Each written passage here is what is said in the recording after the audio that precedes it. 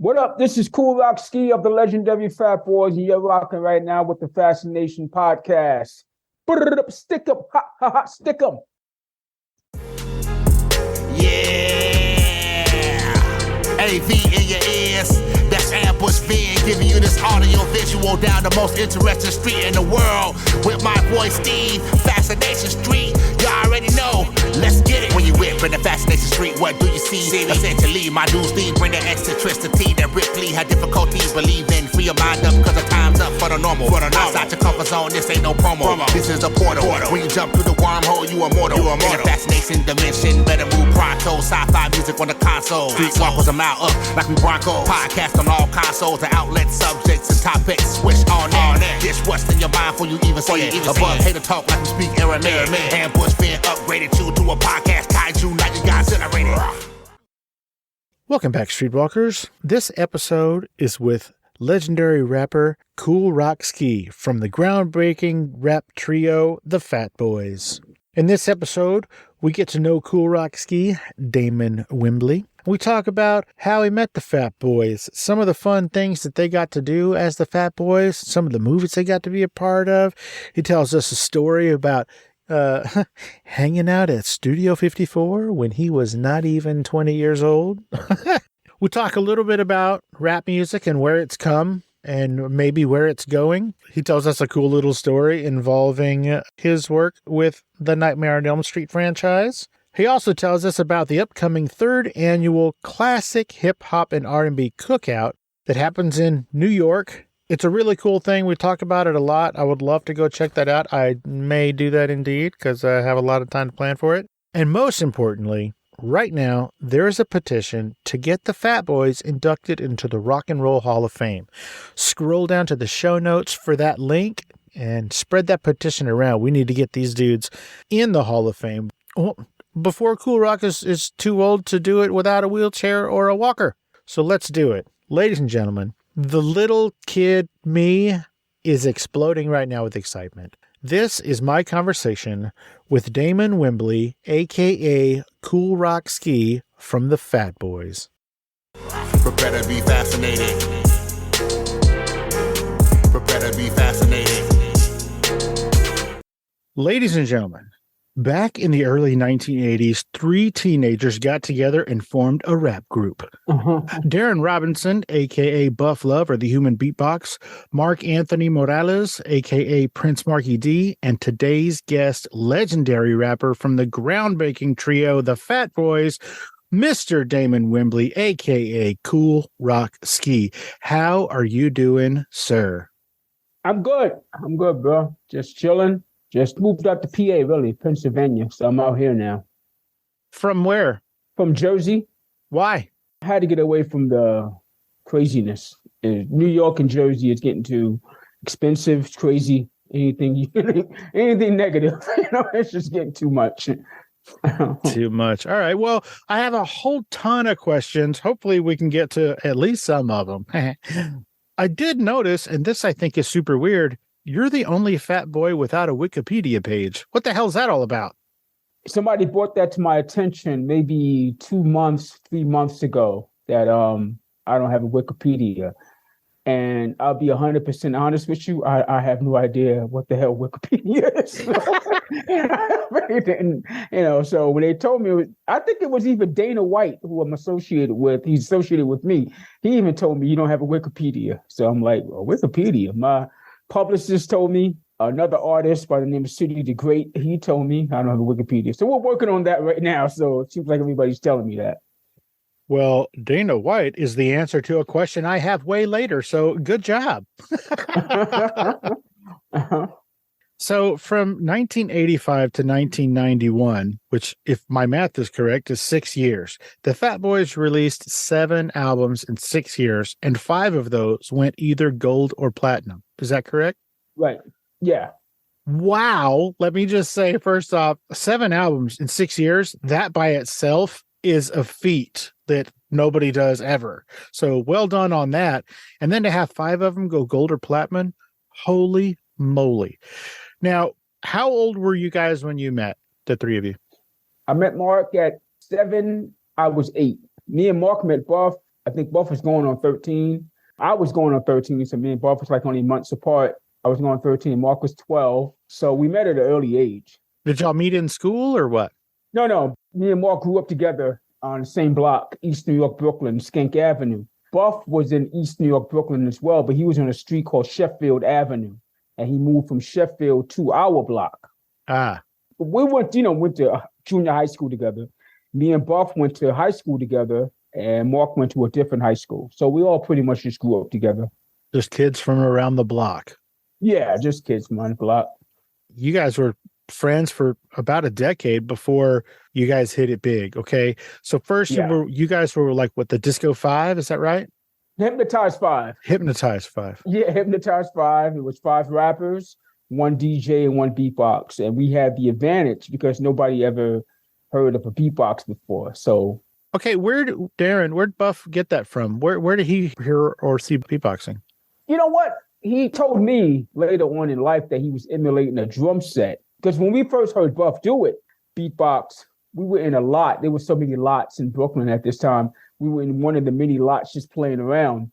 And he started beatboxing. At first, it caught us off guard because it was so powerful. It wasn't like something that he was just doing just playing around. This actually was some serious stuff. And so we started checking his pockets and, opening his mouth to see he had some sort of device. And that's how powerful it was. It shocked you. I'm being 100% honest. It really shocked you because you never heard anything like that before in your life. It certainly shocked the hell out of me when I heard it. I was like, what the hell is happening right now? Yeah, because it was so powerful. And you're like, wow, what the hell? So you started looking at him kind of strange, like he wasn't really human at one point because it was something that you never see, especially as a kid. You're 13 years old and seeing something like that, it's going to shock you. So he said he picked it up from emulating drum sounds after we had like a talk one day or something. I finally broke down and asked him, where did you learn to do that? And he said he was emulating drum sounds and he would just sit in his room and emulate drum sounds all the time.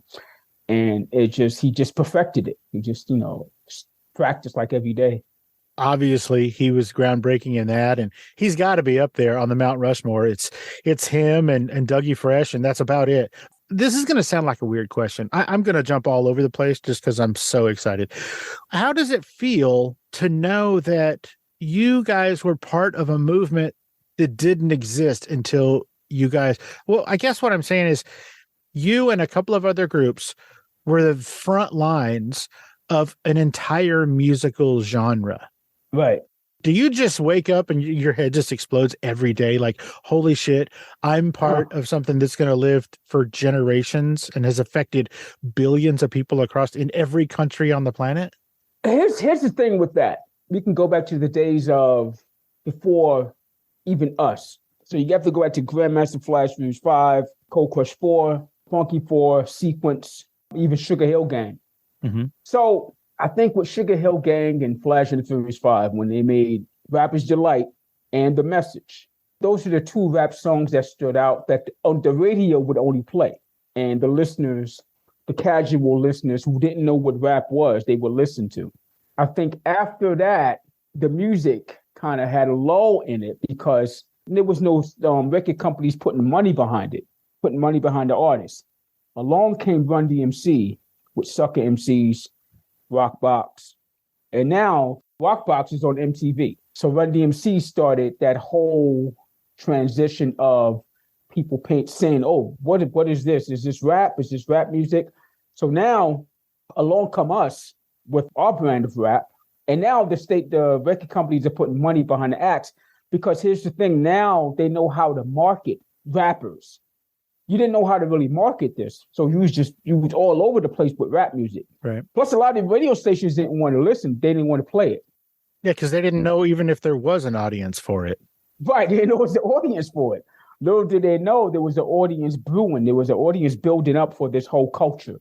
So once we came out, once Run DMC came out, then you had Houdini, then you had LL Cool J, you had the Beastie Boys. But before even that, you had the movie Crush Groove that introduced Fat Boys, Run DMC, Beastie Boys, LL Cool J, who made an impression on everybody in that one little scene he had.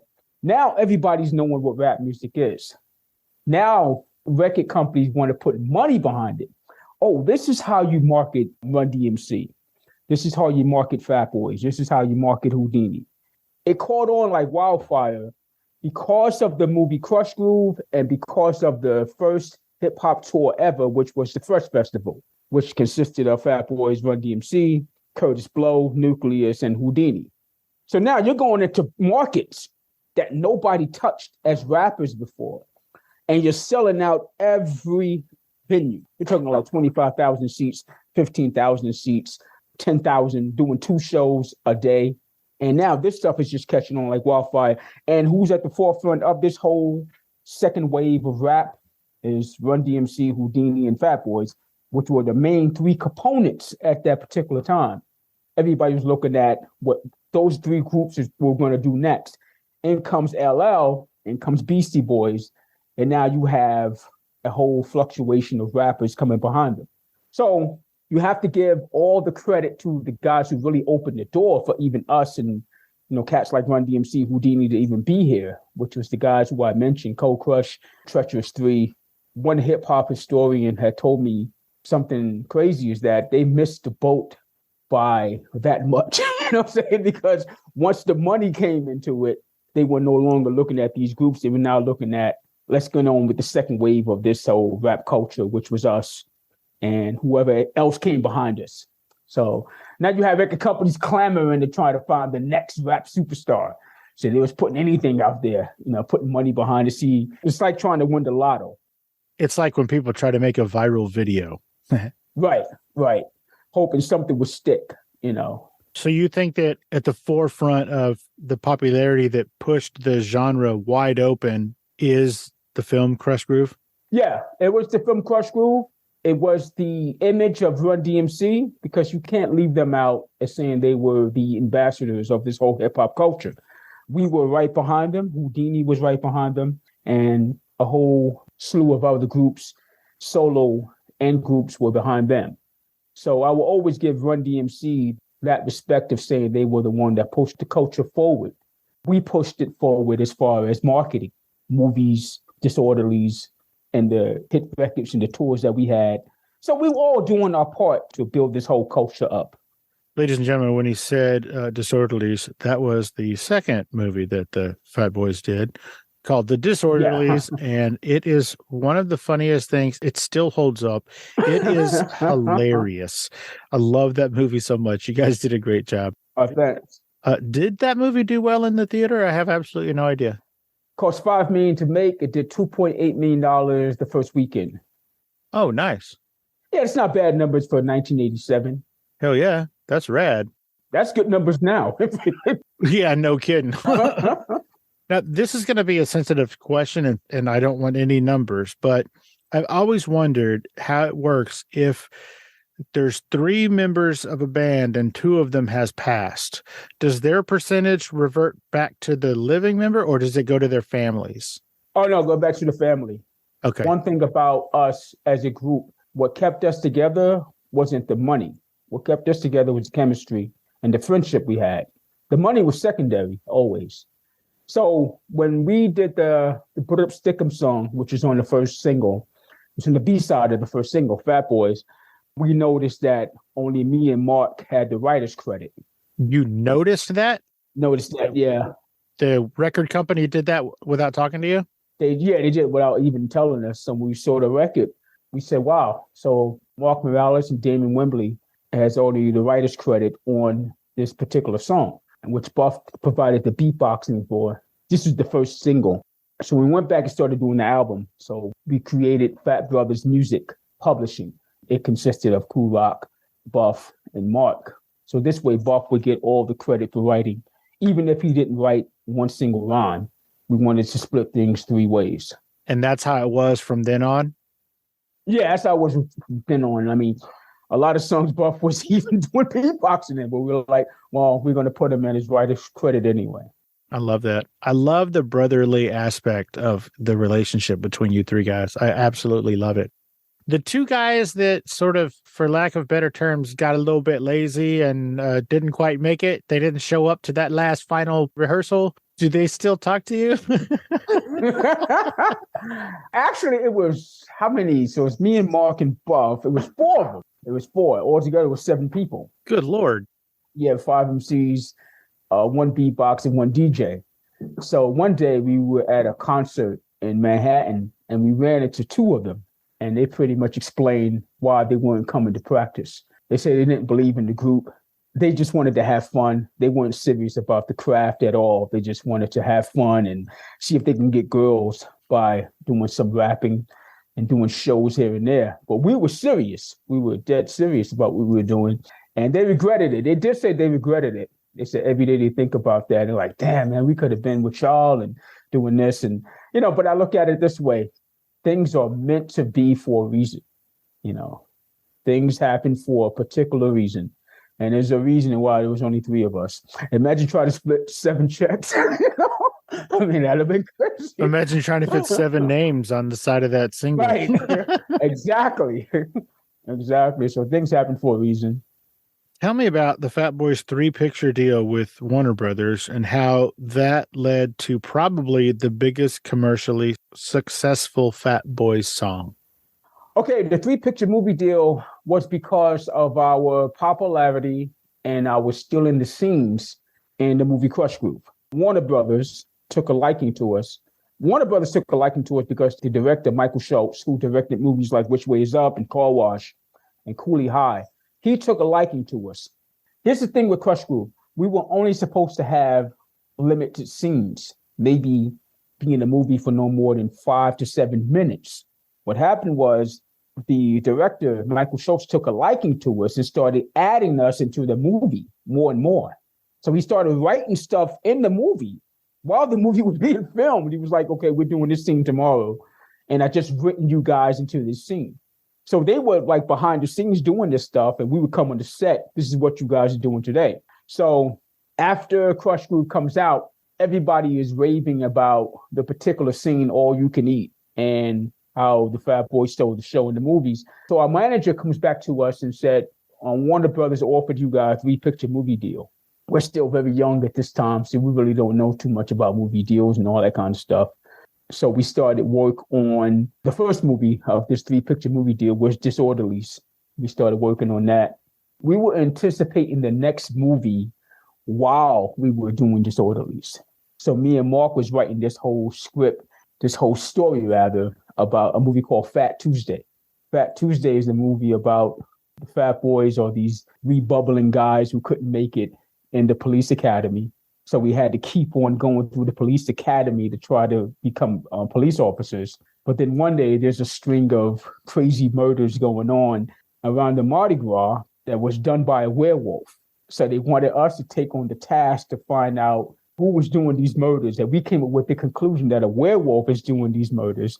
But of course, the police department doesn't believe us, So they started sending police officers down there and were like messing up the whole investigation and all that stuff. But only us 3 know that there's a werewolf that's actually killing people. So it's like a horror comedy action movie.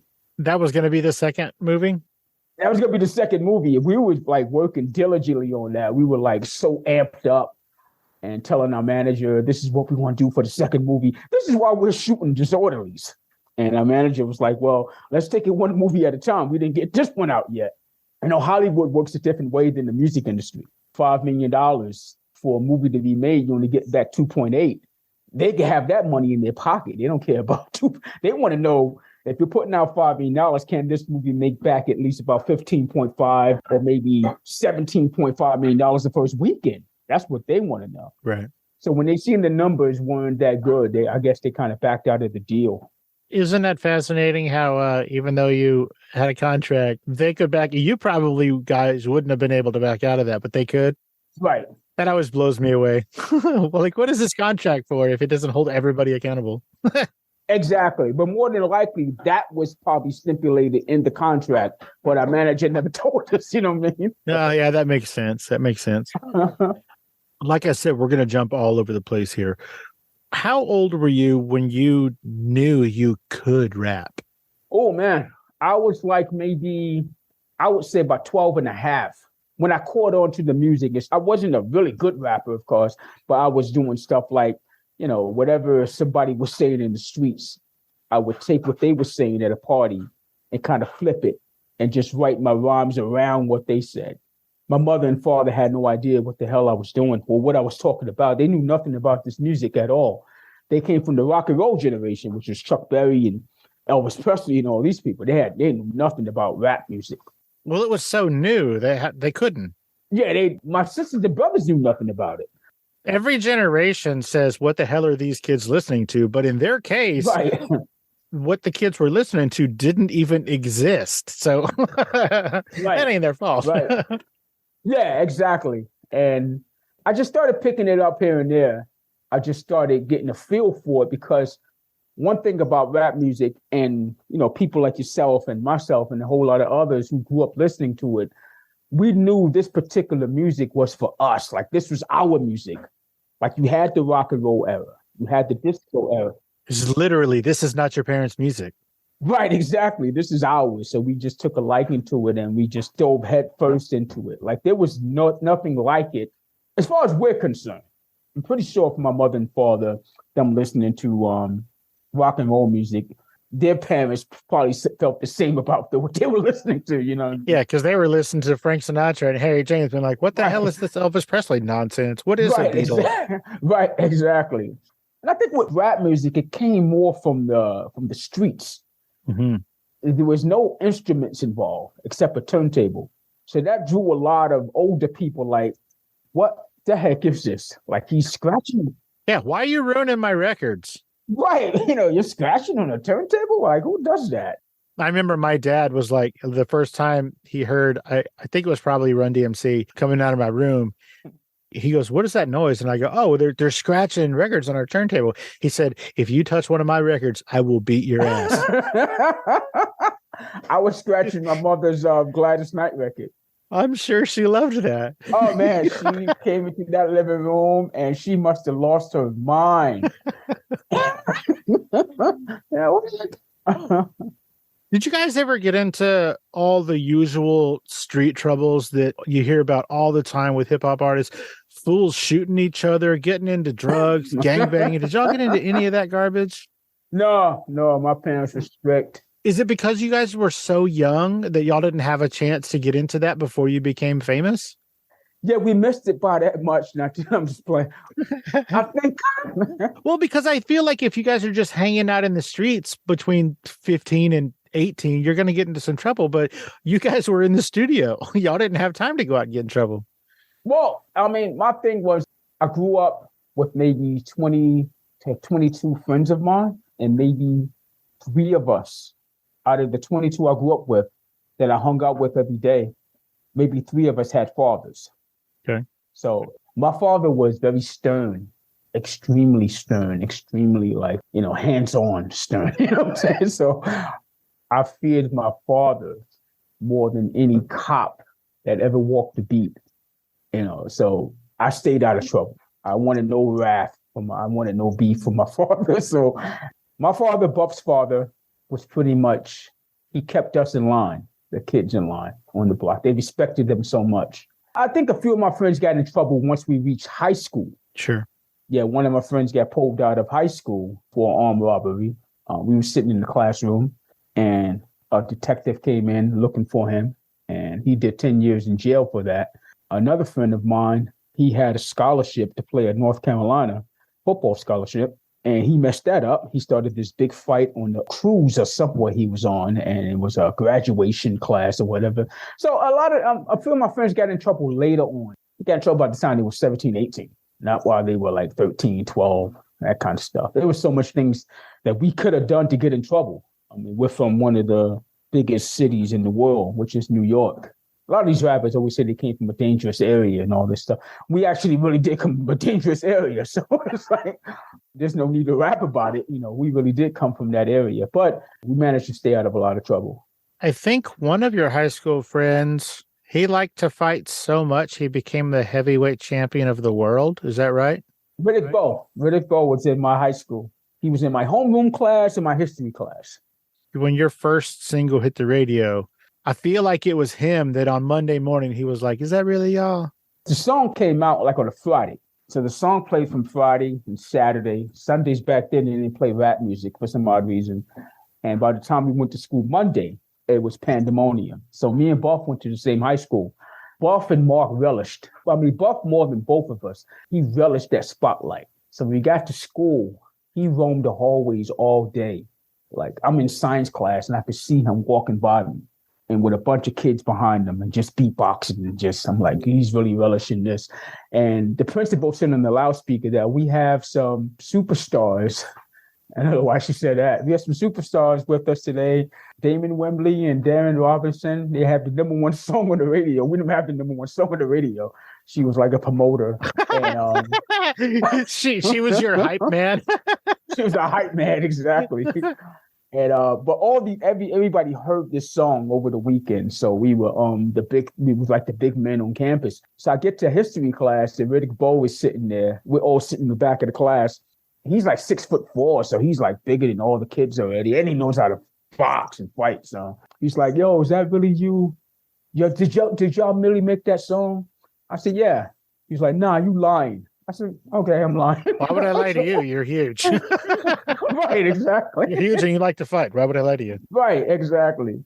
And he always was in fights too. He loved to fight. Yeah, so many fights in school. That's amazing. Is that where you first fell in love with combat sports like MMA and boxing? Because I've noticed on your social media, you're really into MMA and boxing. No, boxing was my thing growing up. Me and my father, my brothers would watch. This is back when you would see Ali, Sugar Ray, Thomas Hearns. They would actually fight on ABC. Which Sugar Ray? Robinson or Leonard? Sugar Ray, no, I don't go back that far. Sugar Ray, that's like my grandfather's time. Sugar Ray Leonard. This is back when you could see them fight on TV for free. Yeah, I remember those days. Yeah, these guys now, they fight like once every 10 years. These guys back then was fighting like every 2 months. Yeah, that's what it seemed like for sure. Yeah. And I feel like, since it was free on TV, the purses were a lot smaller. Right. For those fighters. But then also the merchandise was just crazy. Like I remember it was Sugar Ray and I don't remember who he was fighting, but here in Texas, we have a fried chicken franchise called Church's Fried Chicken. Oh, yeah. And you could decide either I want the Sugar Ray cup or I want the, I don't know, maybe it was Thomas Hearns or some shit, but it was like, you get to vote who you think is going to win by picking which cup. And, right. So like the merchandising was all crazy different back then. And I think it was probably so that, these dudes could actually get paid. Yeah. Well, I mean, Sugar Ray was the highest paid boxer back then. For the Thomas Hearns fight, I think he got like $15 million. You got boxers now who don't get that, That is so much money back then. Holy moly. Oh, yeah.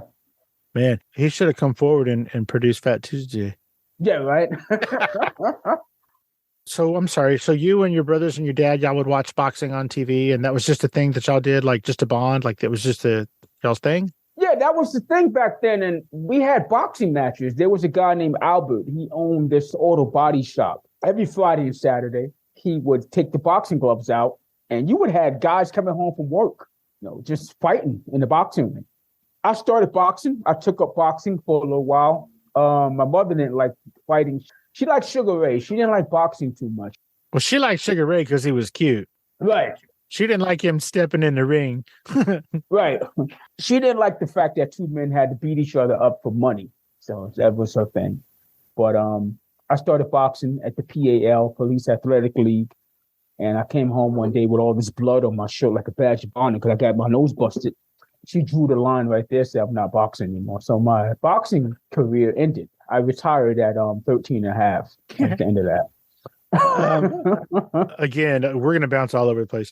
In 1998, Everlast put out his second solo record. It was his first one after leaving the band House of Pain. Right. That record starts off with sort of a remake of The Fat Boys Are Back. Back, yeah. Where he says, or they say, the white boy is back. Right.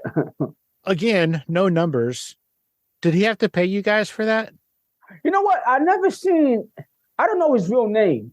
Oh, I can't remember his real name. Shit. I knew it, but I forgot it.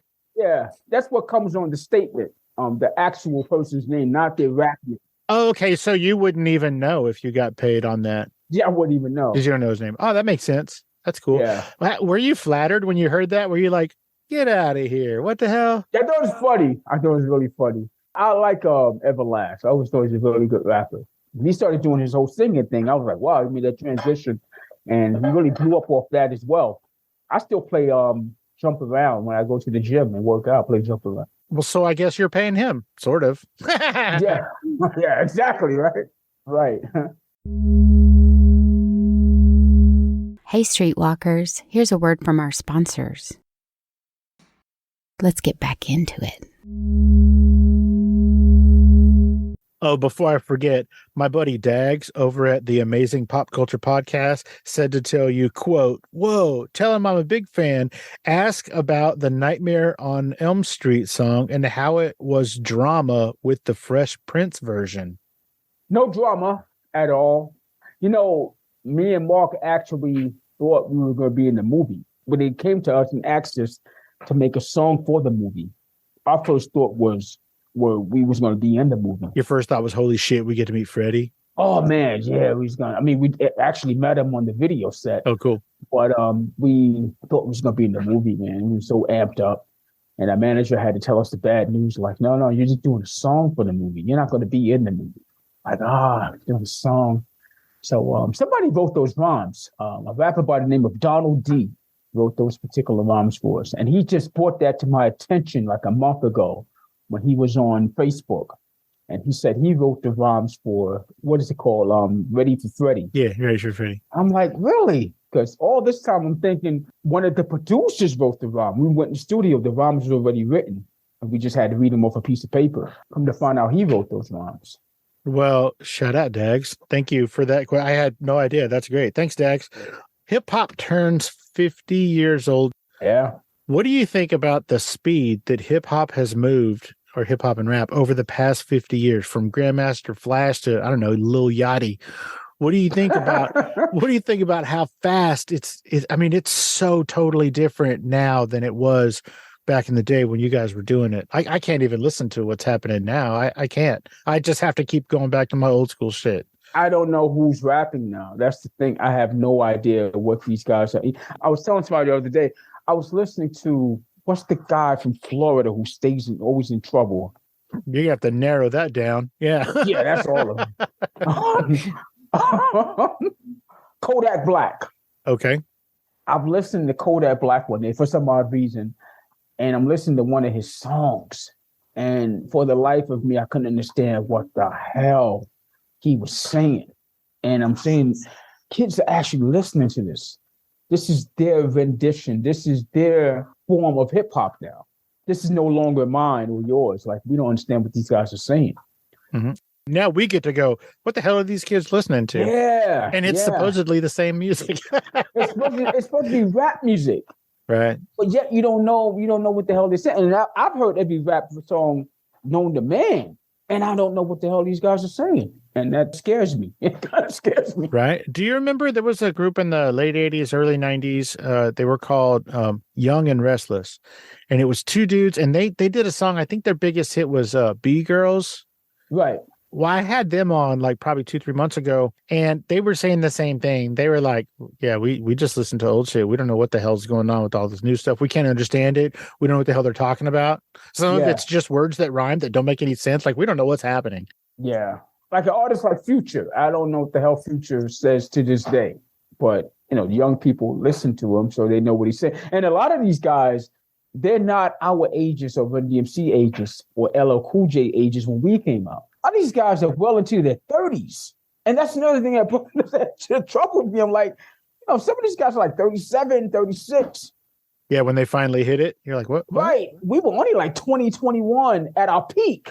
When we first came out, we're like 16, 17 years old. So that's kind of weird to hear some of these guys are like well into their 30s. You got little teeny poppers loving them. So, It is super, super crazy. Real quick, why don't you tell me about the time that you guys hung out at Studio 54? Studio 54. Oh, man. This is at a time where Studio 54 was calming down on their appearances and their celebrityism, if that's a word. Yeah, because I heard that like in those days, even though he was famous and rich, Donald Trump couldn't get in. Yeah, my sister told me about Studio 54 because she's older than me. She used to go to Studio 54, and there would actually be people standing on a ladder and pointing at people who can get in by appearance. If you look the part, you can get in. So by the time we got to Studio 54, we're quote unquote celebrities. And so we go in Studio 54 and, we're still young, pretty young, like 18 years old. I remember meeting Rick James, and just the way that Dave Chappelle explained him, that's how Rick James was. Was it? He was spot on, huh? Oh, very loud. Like you can hear him from downstairs. And the music is blaring. Music is loud, but you can still hear this guy upstairs laughing his head off. And somebody says, "Hey, Rick, this is such and such from the Fat Boys." He turns over, he goes, "Yeah, I know who that MF is," and gets back to what he was saying. I felt like this song. Like, wow. I gotta ask. I know the story and I know what it means, but everybody else I don't think does. Well, I mean, most people don't. A lot of people don't. Tell me, Brrr, stickum. Stickum. What the hell does that mean? Stickum is code word for stick 'em up. It's a Brooklyn thing, to be honest with you. Before guys would stick people up in Brooklyn or rob them, some of them would yell, "Brrr, yo, run that." They would say, "Run that." Run that means give up the jewelry. Sometimes they would just walk around saying that word. Brrr, brrr. So we started incorporating it to our ad-lib. I'm sorry, is it supposed to mimic the sound of gunfire? Remember, Is that what that's supposed to be? Okay. It could be at a park jam.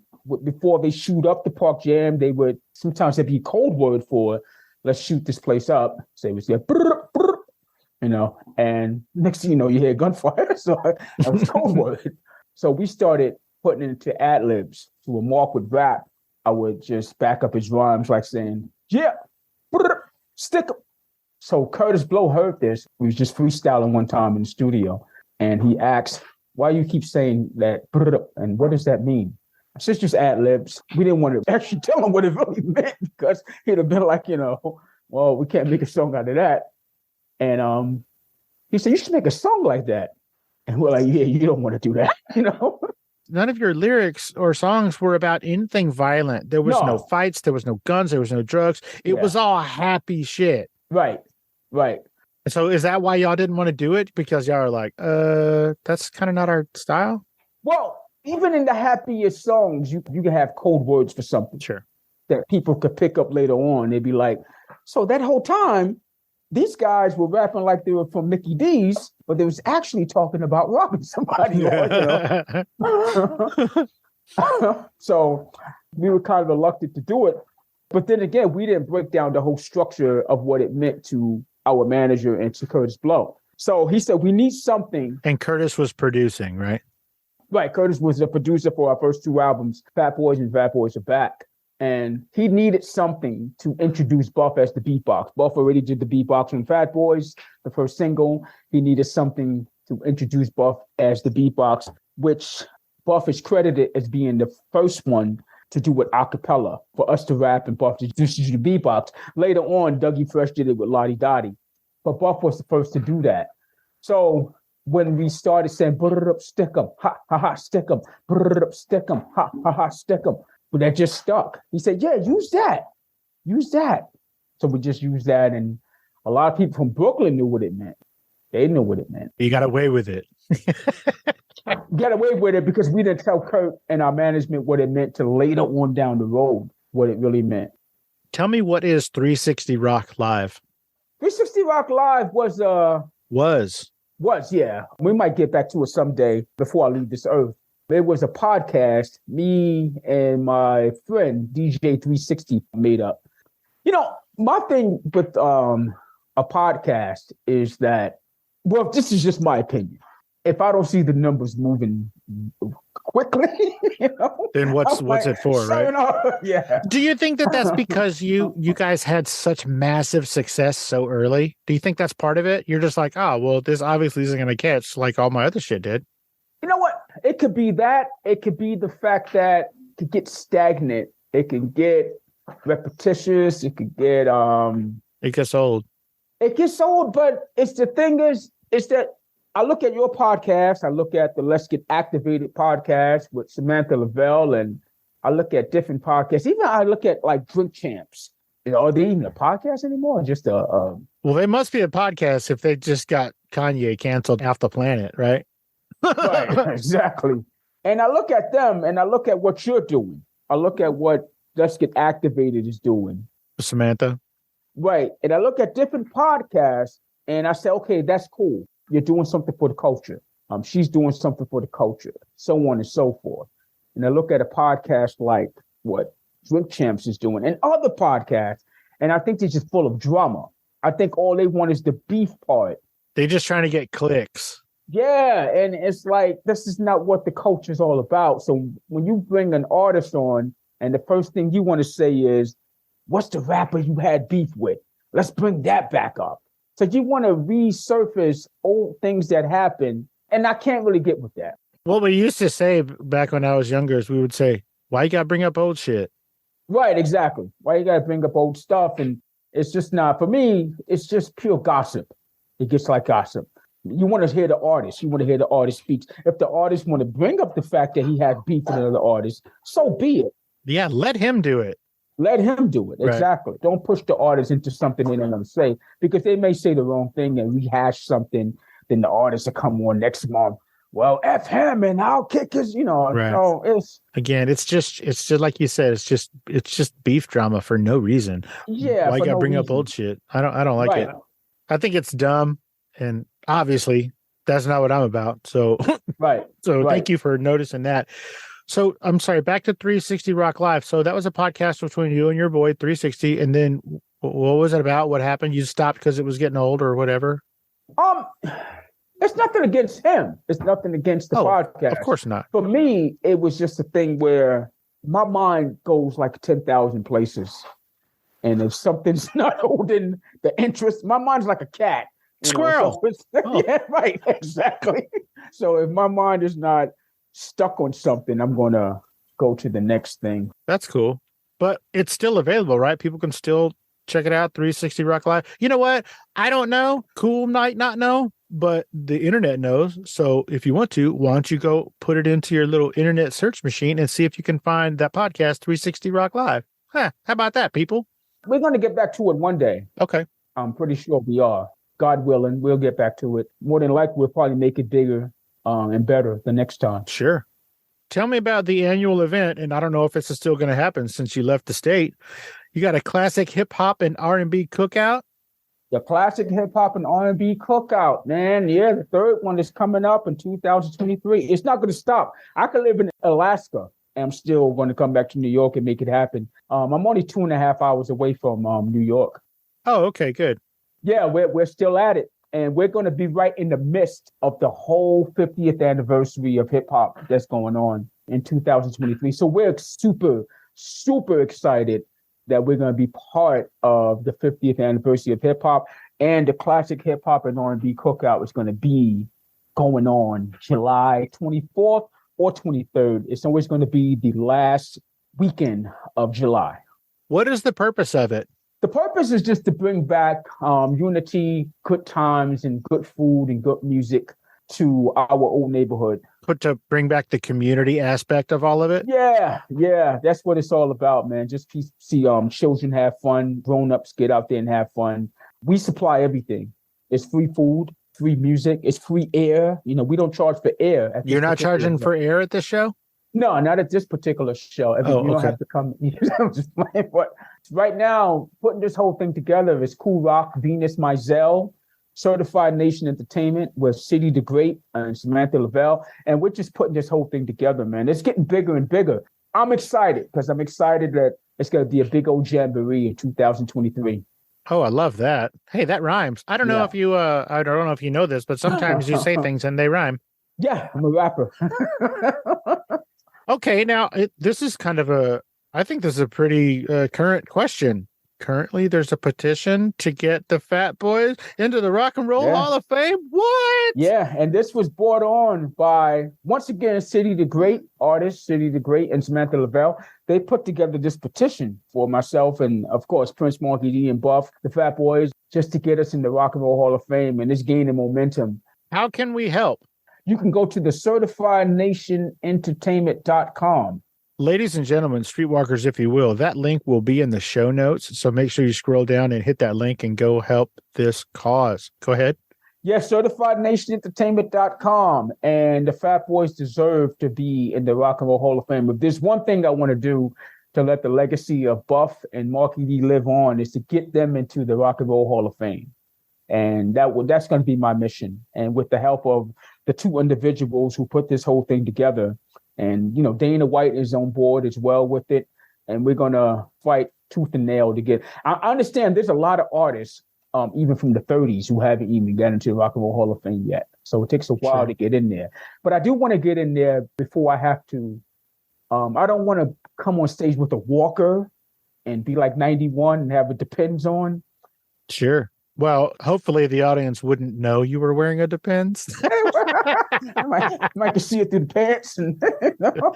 You're all, by then, I'm going to be so addled, I'm not even going to remember to put my pants on. And then it gets quiet in there. Somebody go, "You put them, stack them." I broke right there. But yeah, so they put that whole petition together. God bless them. It's gaining momentum, man. And we're going to have, if we get in there, man, we're just going to, it's gonna be the icing on the cake. It's definitely be the icing on the cake if we get in there. Well, I'm definitely going to do everything I can to help make that happen and to get as many signatures as I can. Do I need to reach out to Daryl Mack, or do I need to reach out to LL? What do I got to do? How do I get them to talk about this some more? Yeah, I guess so. I mean, all right, cool. I'll call them as soon as I'm done with you. I'm gonna get on the phone with them. You recently featured in the song "Hush" by Kokane. Yes, sir. I love that song because it's a throwback. It's not any of that new stuff we were talking about earlier with the stuff I can't understand. It's playful, and this is going to sound dumb, but it's a bouncy beat. You know what I'm saying? Like, it's not all crazy and I can't figure it out. Like, I really enjoyed that song. If you can, tell me how you became part of that song, "Hush" by Kokane, featuring Kool Rock-Ski. I went through my DMs one day and I seen the name Kokane on there, and it said, "Hey, my name is Kokane. I don't know if you know me, but I have a song that I would like you to be on called Hush." So I'm like, yeah, of course I know who Kokane is. Like, why would I know who you are? I got back in touch with him, we exchanged numbers, and he gave me the beat and I listened to it. I was like, oh, this is dope. I went to the studio like the next day, laid down the vocals. So he wrote it? He didn't write my part. He wrote all his parts. Okay. Yeah, I was so amped up to do the song. Pretty much wrote it on the spot in the studio. It sounded like it came from you and not him. Like your parts didn't sound like him. And I took it back to the days of just straight rapping. Yes, you did. That song is a throwback, and I love it. Yeah, I love the song. I love the hook. I love the energy to it. Kokane's a dope artist, man. He's very creative with his words. Anytime I talk to Kokane, he has this new slang he's doing. I'm like, dude, I don't know what you mean, but it sounds good. Yeah, now you feel like Kurtis Blow being like, what is Brrr stickum? Because now you're like, what the hell is this guy talking about? Can I play that song on this episode? Definitely, of course.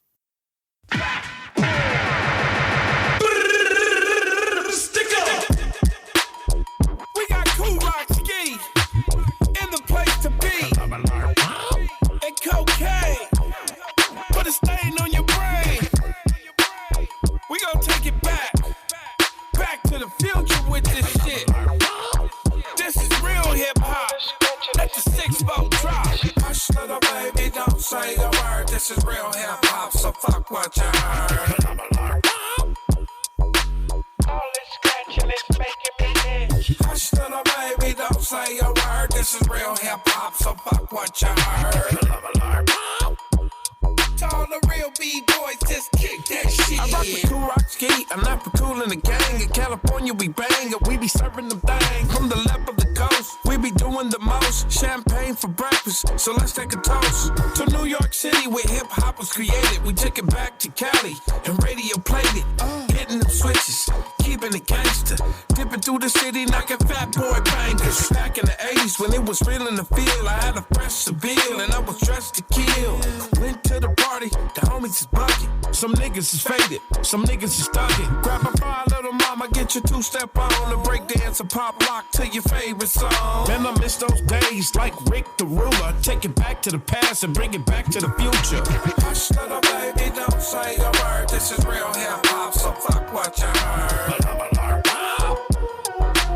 All this scratching is making me itch. Hush, little baby, don't say a word. This is real hip-hop, so fuck what you heard.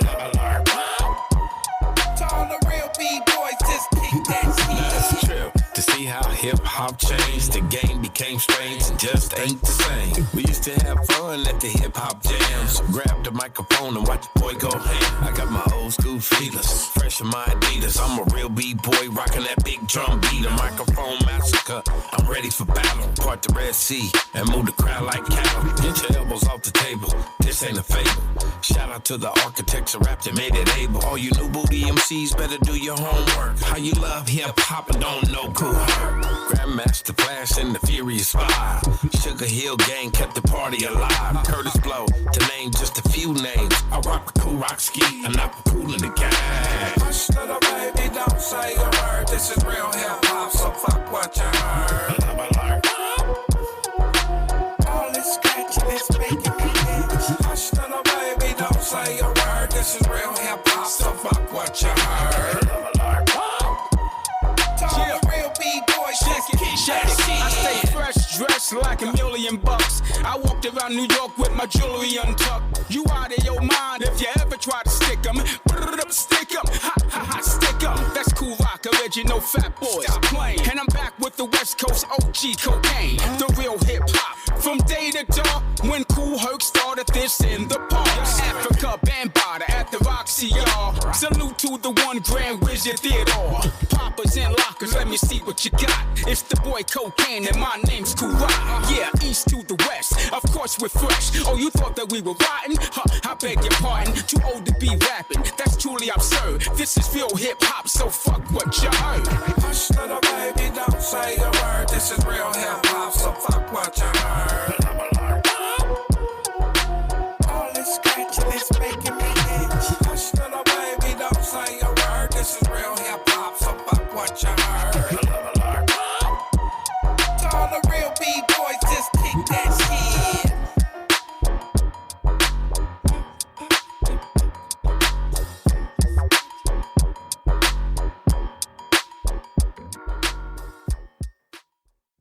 Like I said, it's a definite throwback to the old school hip hop and rap that we all grew up with and we all loved.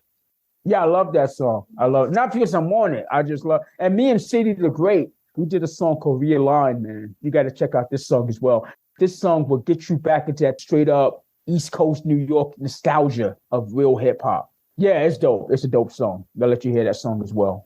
I love that even if it's just with your baby toe, I love that you're getting back into it and you're, I love that you're letting us have some more. I think it's awesome and I appreciate that. Damon Wimbley, Kool Rock-Ski. Can you tell everybody where they can find you on social media? You can find me at legendary Fat Boy Kool Rock-Ski on social media.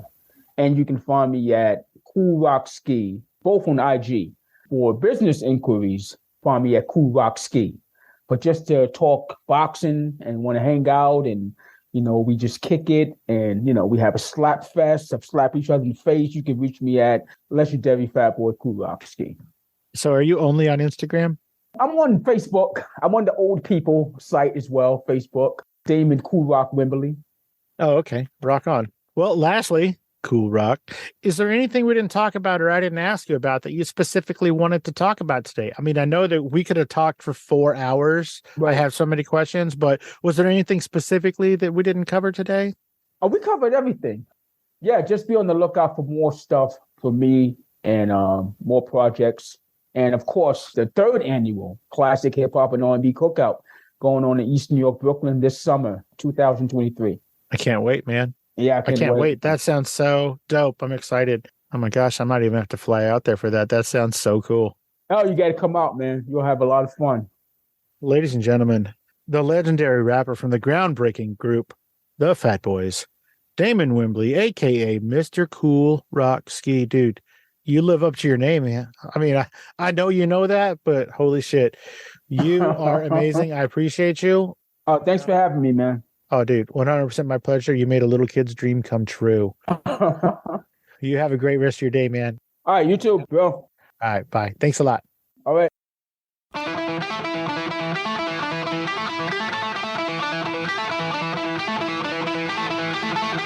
Opening music is the song FSP Theme, written, performed, and provided by Ambush Vin.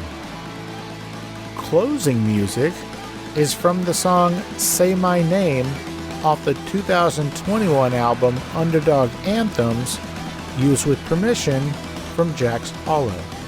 If you like the show, tell a friend.